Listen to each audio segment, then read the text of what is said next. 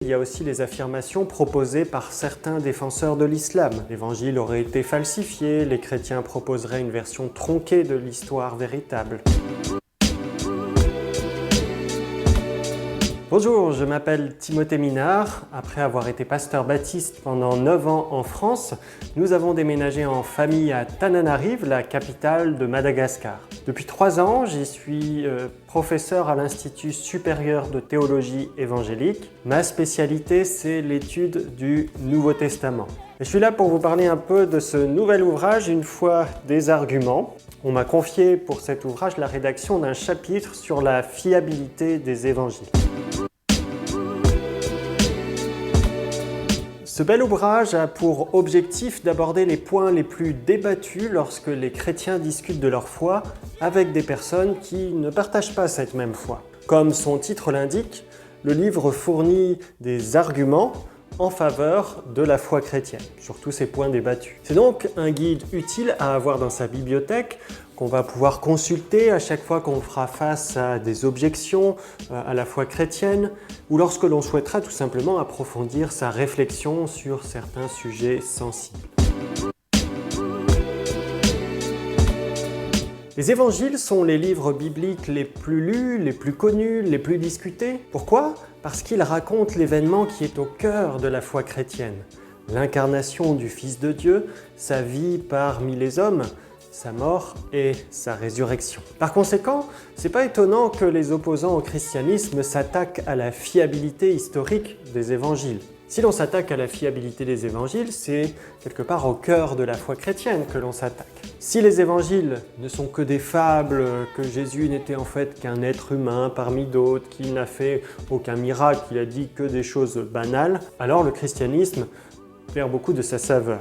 De plus, si le récit de la mort et de la résurrection de Jésus ne sont que des mythes, alors la foi chrétienne perd tout son sens. Comme le dit l'apôtre Paul, si le Christ n'est pas ressuscité, notre foi est vaine. Et nous, chrétiens, quelque part, sommes les plus à plaindre de tous les hommes. Les évangiles bibliques constituent donc les récits de la vie de Jésus qui sont les plus anciens, qui nous sont parvenus. Et si ces récits étaient des inventions, notre foi perdrait une partie fondamentale de son contenu. On peut distinguer plusieurs types d'attaques au sujet de la fiabilité des évangiles. Il y a les versions les plus extrêmes, assez marginales, du type Da Vinci Code. Et puis il y a des versions un peu plus courantes, comme la critique rationnelle, assez typique, qui refuse la possibilité des miracles ou de la résurrection. On va se dire qui, à l'époque de la fécondation in vitro, ira croire à l'histoire d'un enfant né par l'opération du Saint-Esprit. Dans un autre ordre d'idées, il y a aussi les affirmations proposées par certains défenseurs de l'islam. L'évangile aurait été falsifié, les chrétiens proposeraient une version tronquée de l'histoire véritable. Enfin, les objections peut-être les plus pointues, les plus subtiles sont celles de la critique historique qui est portée par des fins connaisseurs du texte biblique. Comment expliquer les différences, voire les contradictions entre les différents évangiles ?